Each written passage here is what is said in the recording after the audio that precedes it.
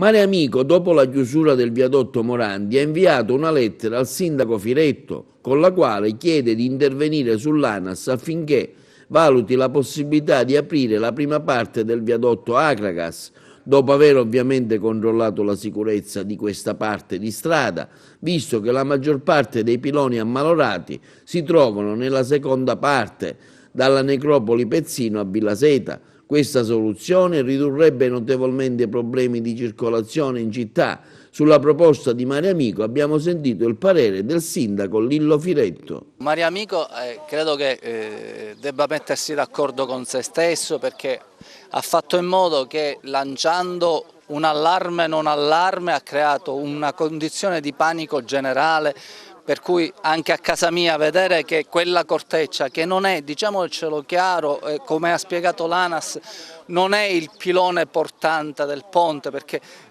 ci saranno tanti disgraziati, ma imbecilli, ingegneri all'ANAS non credo che ne circoleranno talmente tanti.